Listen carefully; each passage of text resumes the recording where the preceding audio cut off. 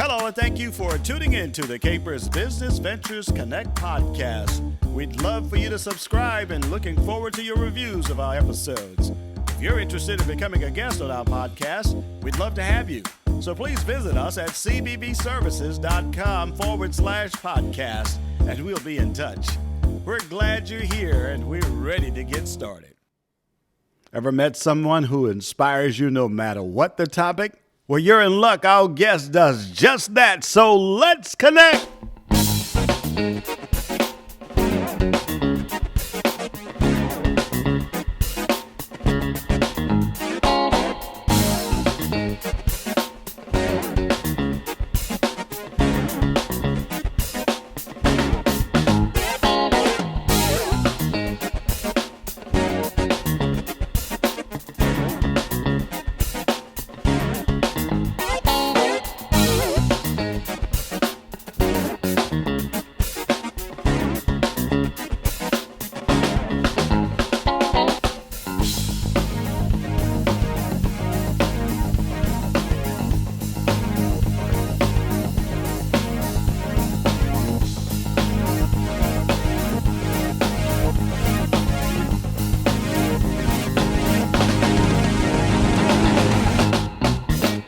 Hello again, everybody, and thank you for taking the time to visit with me at the Capers Business Ventures Connect podcast. I'm your host, Mel Capers, and I'm excited and delighted to be here with you.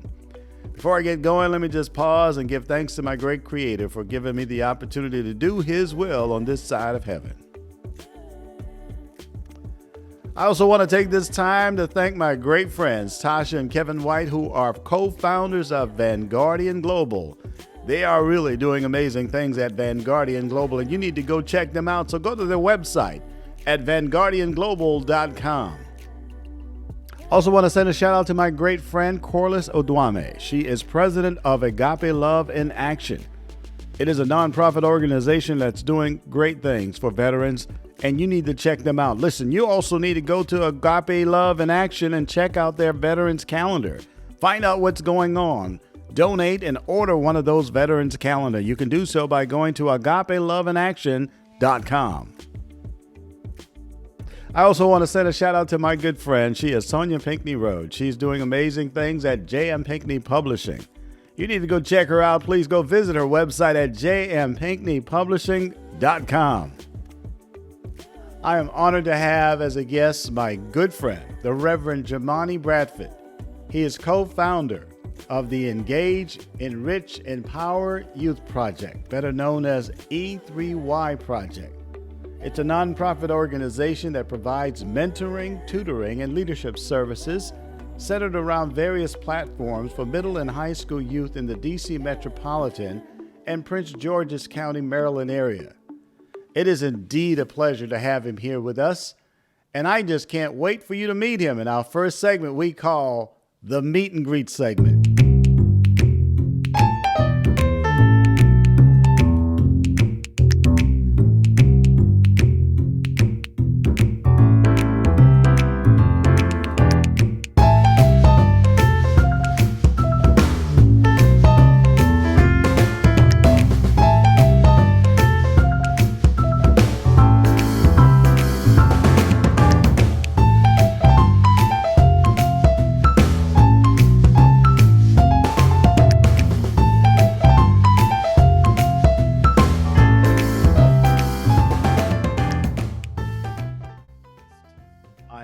To have with me one more time, the one and only Reverend Jumanne Bradford. How are you? Melvin, I'm doing well. Thank you so much for having me back on the show. It has been a journey since the last time we met. I'm really excited about sharing some things with you because you know how we do in this professional world. We got to be iron sharpens iron. So looking forward to it. Yes, sir. I appreciate it. I appreciate you taking the time. I know you're a busy man. And, I know you're a busy man because your name starts with Reverend. You're right. I don't know too many reverends who are just sitting around not doing anything. Right. You are absolutely right about that. I mean, ministry is a full-time, 24 hours, jobs overtime job because, I mean, you got to have a heart for it. It's not something that you certainly don't do it for the money. You certainly do it because you genuinely care about people and you want to see them well taken care of, even above yourself sometimes. So I enjoy all the people that I'm in contact with, that I get to inspire. It's been a beautiful journey since I picked up that mantle. You know what? It's been a great journey for me too, just meeting you and the way we met. Bless you. Yeah. Um, I think we've been together now for about 2 years. I think it's been about Yeah. 2 years Yeah. that we've You're right. known You're each other. right. It's been, you've always kind of like been in the background, or I've been in your background because I've not kind of like been in your way, but I've always been following you and knowing what's going on with you. But you know what?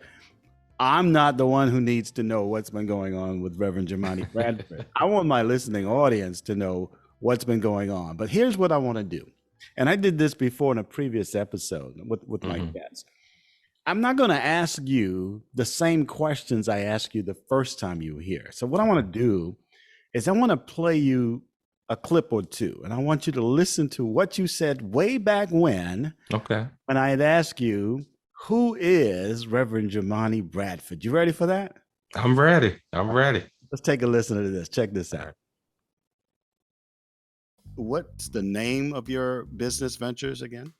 Okay. The nonprofit is Engage, Enrich, Empower Youth Project. And the for-profit business is Perfection Works. Perfection. But what I'm transitioning into now is phasing Perfection Works out completely. And everything that we did there will just be under the nonprofit, because that's another challenge too. There are different tax laws, different considerations, and everything for having both. And it's like, well, I can just move the for-profit stuff under the nonprofit. I get more protections, tax benefits, and everything, and I can just do away with Perfection Works as, I guess, a legal entity, but the name is still mine, of course. Okay. Okay. Looking back at what you know now, what would be some of the things that you would have changed, you would have done differently with your businesses, knowing what you know now? I certainly would have started the nonprofit much earlier, because I started the for-profit first, because I admit I saw dollar signs and I didn't want to go through everything that it took to establish a nonprofit, because it is more work to establish a nonprofit.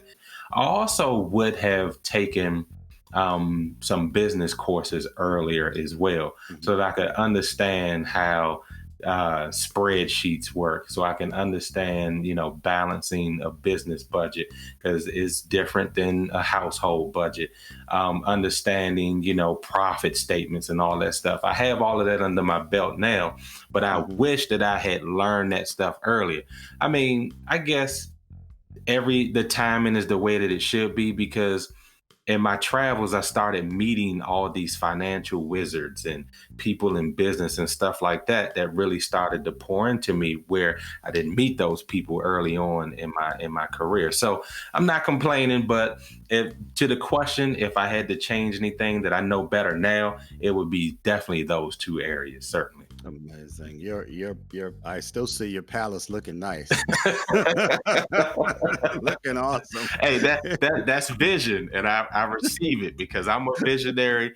And when you do things the way God has asked you to do them, those things will happen. So there it is. I mean, look how we've grown since you said those things.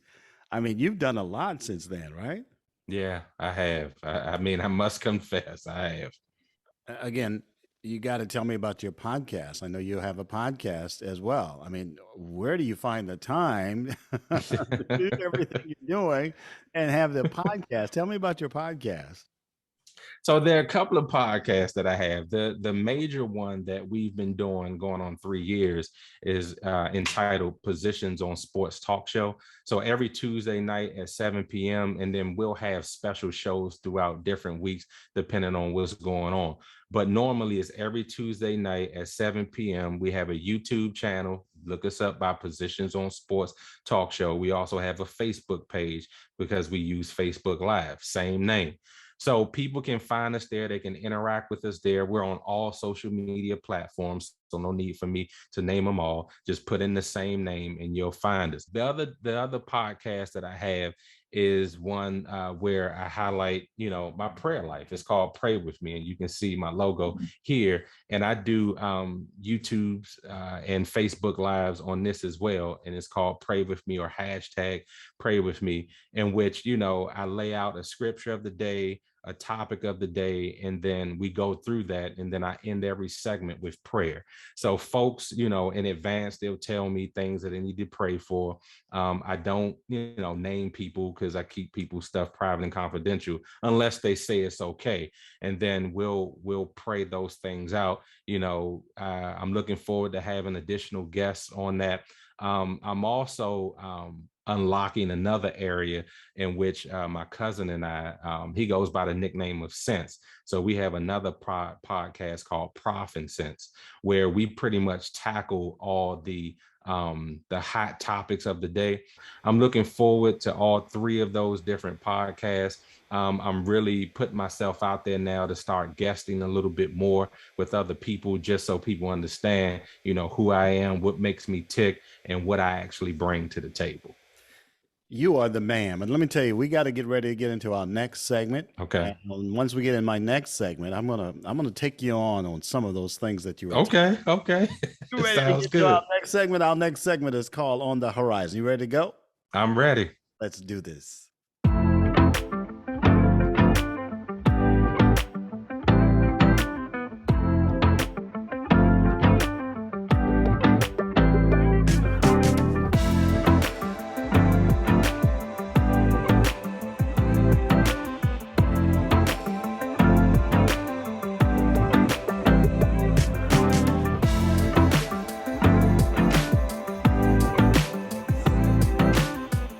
So here we are on the horizon with my good friend Reverend Jumanne Bradford, and I tell you what, what's on the horizon for Reverend Jumanne Bradford? Well, the horizon is to do much more with my nonprofit.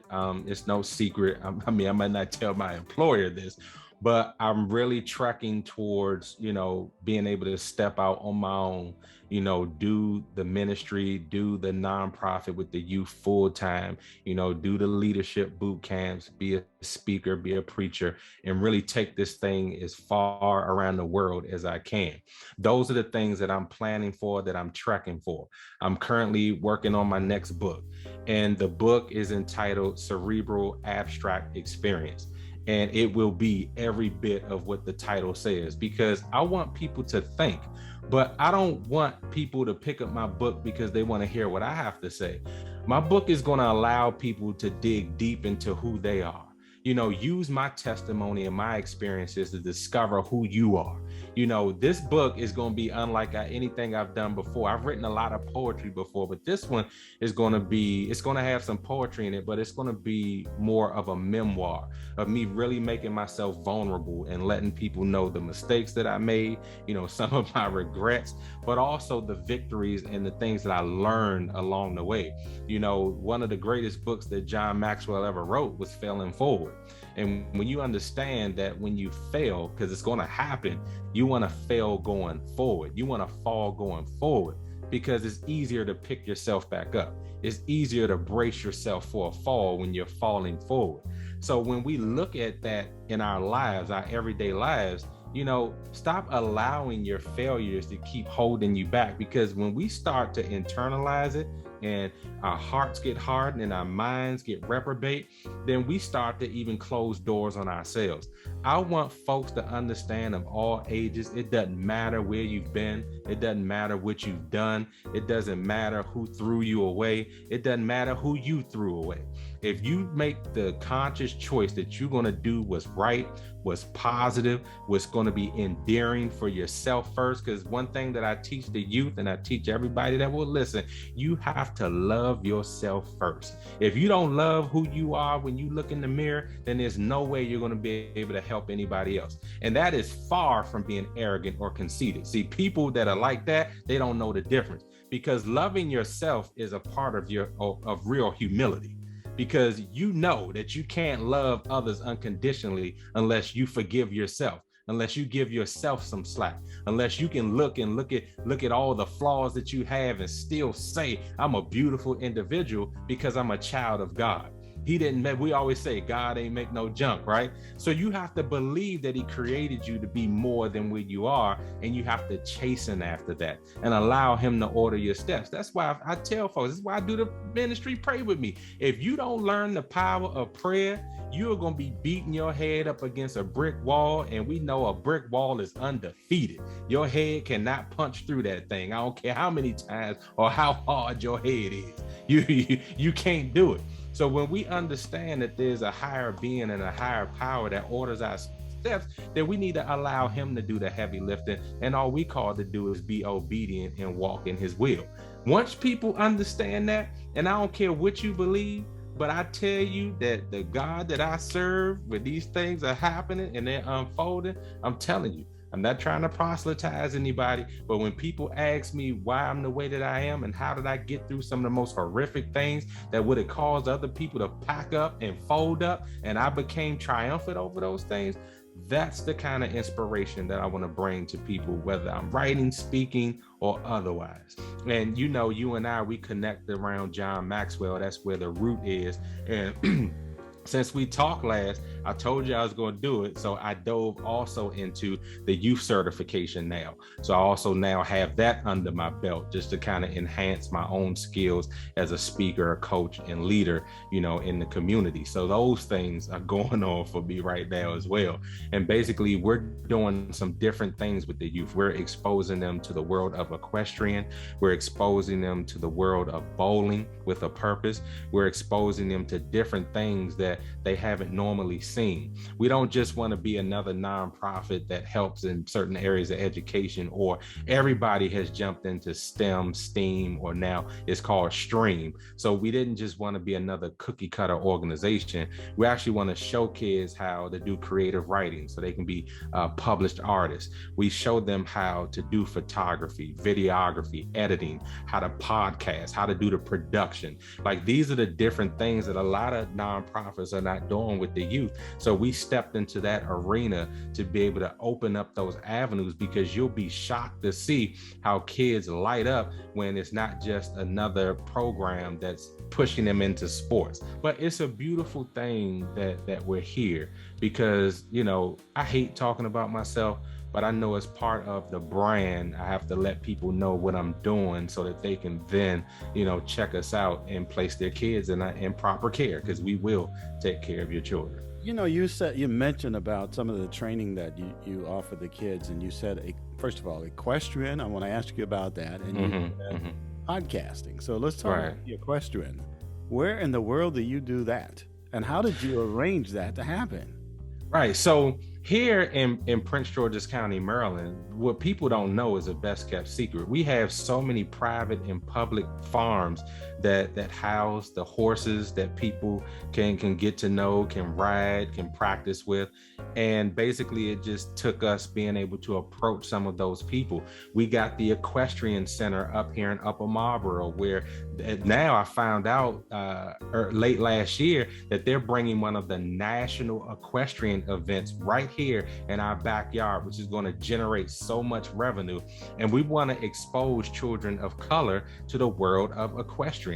You know, you always see, you know, other folks, the majority, being privileged to be able to do stuff like that. And this leads into stuff like, you know, polo, you know, and other types of horse-driven sports and interests. We teach kids the history behind it. They need to learn about some of the first black cowboys and things of that nature. We want them to learn how to properly ride a horse, to understand, you know, why the cowboys wear spurs, you know, just the different things to expose them to, because this is different from what they see in everyday life. So we get them out on a farm with just land, and that brings a different type of piece to the children right off the bat. And then we start giving them the history behind it. They meet different people. They're able to be exposed to something different. And then one day soon, we hope to get them out of state, you know, do other competitions, you know, get the equipment that they need in order to be able to compete and to learn this different sport, because it's a beautiful thing. It's an Olympic sport, as you know. So we want them to set their horizons differently. What you are doing now is a sense of bluing, because you are grabbing those young children at an age where you're making a difference with those children. And that's what it's all about. But the word has to continue to go out. The word has to continue to go out that it's not about, barbecues and celebration and days off. It's about the stars and the death. I'm say this and I'll move on. I remember being in college one time, and this was a part of my keynote. And there was a book report that I had to do, and I'll just get quick to the end. Obviously, and one of the characters who was in there is a big black, muscular man in his late 30s, and he could do everything perfectly. He lived in North Carolina in the basement of this white sharecropper. Okay. But he basically was a fix-em-up man, and he was the house Negro.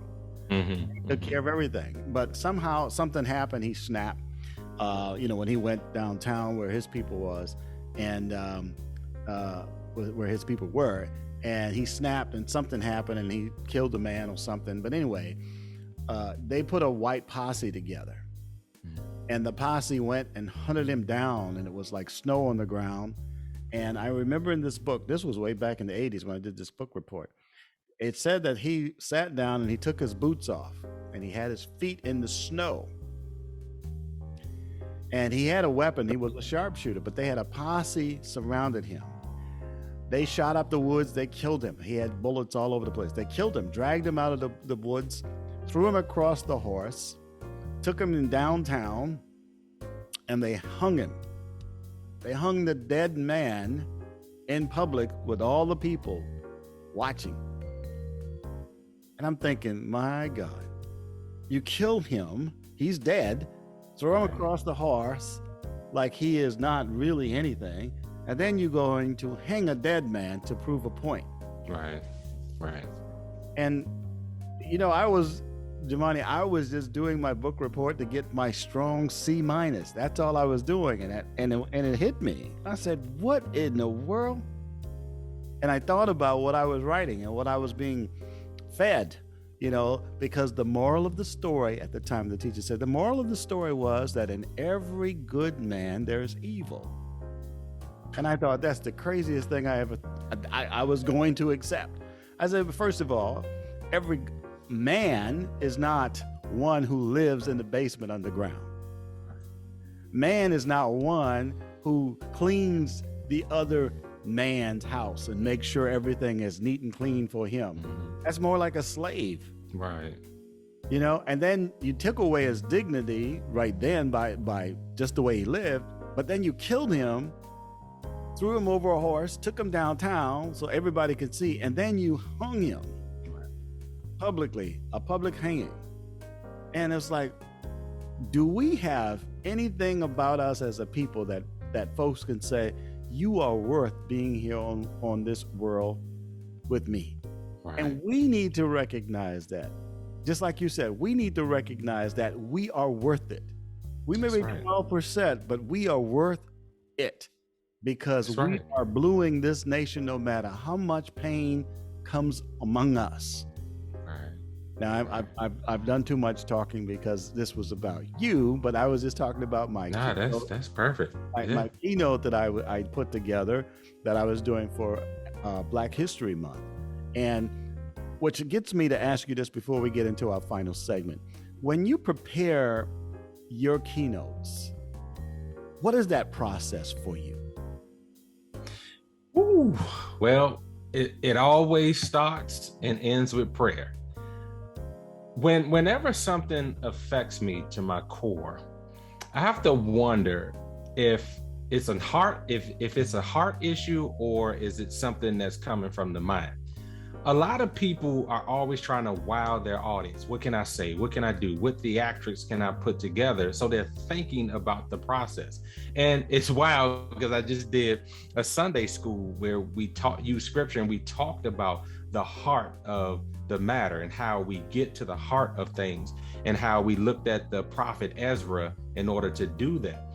And basically, it was like a mirror that I was holding up to myself, because in order for me to do something, I have to prepare. And it prepares with my heart first. So I'm praying because I'm asking God to order my steps and to let me know what is the message that he wants to send out. The beautiful part about being a preacher is because if you don't do that, you're going to fall flat on your face while you're preaching. So you better get in line with the Holy Spirit or you're going to do some damage. But that also bleeds into when I'm speaking or I'm coaching or I'm running a leadership seminar, is that I still include him. What do you want me to tell these people? What do you want them to know? What should they get out of it that's going to be transformational and transformative for them in their lives? And that's how I start putting together the skeleton and the outline of what it actually should look like. And then from there, I can then incorporate what stories I want to tell, what visuals I want to use, the type of media that I want to incorporate. And then in a lot of cases, what people that I want to include as well. Who's going to be a guest? Who's just going to be a contributor? Those types of things. And I can tell you that when I prepare that way, there's no failure in it, because I'm willing, me, I'm willing to do the hard work up front so that people come up and they say, oh man, that looks so easy. But it's a talent, but you also have to prepare. It doesn't matter if it's God-given. He still lets us know that we need to prepare. Like, I'm not going to stand up in front of anybody on Sunday, whether I'm teaching or preaching, and I have not prepared, even though I have advanced degrees, even though I've studied this scripture, even though I've studied this subject so many times. I make sure that I prepare, because there's always something new that I learn in the preparation. And remember, I go back to it again. I'm a lifelong student. So I'm always looking to what's going to increase my understanding and my wisdom of something, because I want to impart that to other people. So you and I can do these forever. And every time we come together, we're both going to learn something different about each other and what we're doing, because that's how we're built. You can't cheat your audience. Whether it's for free or they're paying some odd dollars to hear you do whatever, XYZ, you want them to leave with something tangible that they can incorporate into their lives. I don't want anybody to walk away saying that was a good message or a good lesson, but then you couldn't take it and apply it into your own life. I'm no different than anybody else. People put these folks on pedestals too much, and you convince yourself that you can't do what they do. My goal is to help you understand that not only can you do what I do, but you can do it better. So let's focus on what makes you unique in this situation. If you're a leader, be a unique type of leader. If you have people that you're going to have following you, you need to learn how to be a great follower too. So these are things that go hand in hand. So preparation has to begin and end with prayer, because the grind and the work that you're going to put in, because you got a storyboard, you got to put stuff together, you got to make phone calls, you got to write out an outline. Like, we understand, the technique and things that you have to do, but what makes it different from people that fail to reach their audience and people who hit the mark every time, for me, it's always been that prayer. That's a part of the preparation, because I want people to feel my heart in what I'm doing. I can give you this all day. I've been an honor roll student my whole life. I love research. I love reading. I can give you this all day. But when you sitting back yawning because people giving you all this and they don't give you any of this, that's not what I'm about. It's got to be a heartfelt, whatever we're doing together, and the time has to be well spent during that time. Otherwise, it's not worth doing. Man, this is Reverend Jumanne Bradford. Yes, indeed. I love the fact that you are here with me. Listen, we need to get into our final segment. You ready to get to the final segment? I sure am. I'm with you all the way. Let's go.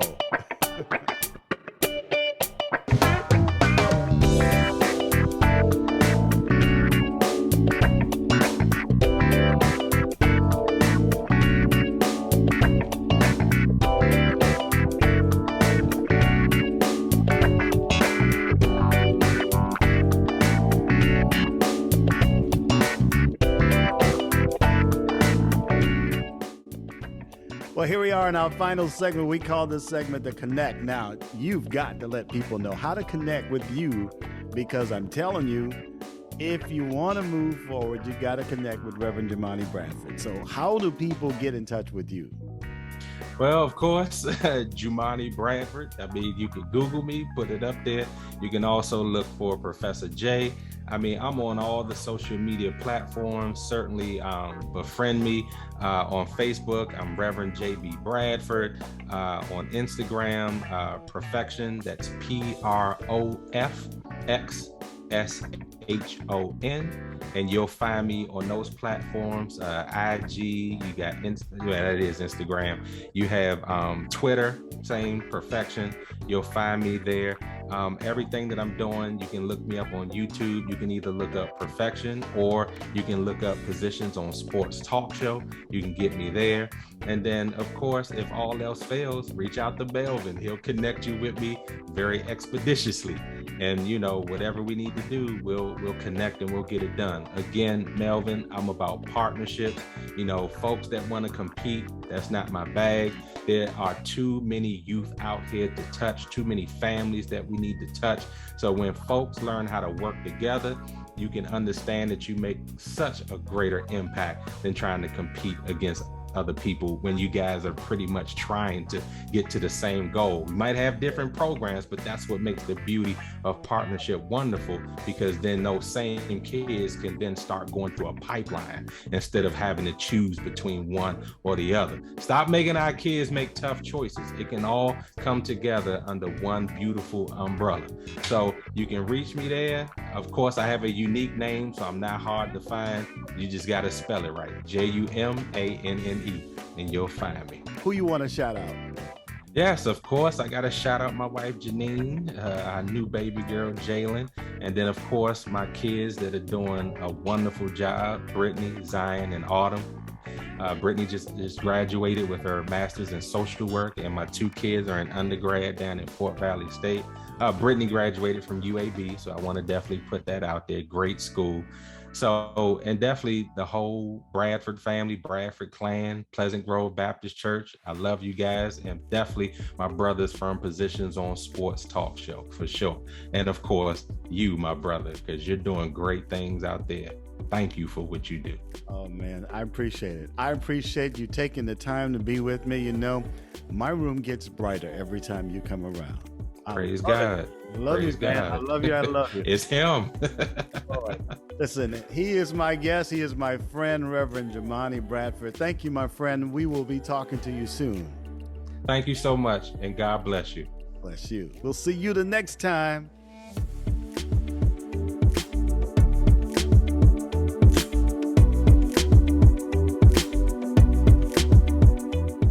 We'd love for you to subscribe to our podcast, Capers Business Ventures Connect. You can find us on Apple Podcasts, Spotify, or wherever you get your podcasts.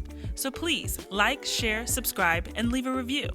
You can also find us on social media. We're on Facebook and LinkedIn at Capers Business Ventures. And on Instagram and Twitter, you can find us at CBV Services. Thanks again for tuning in, and we'll see you next time.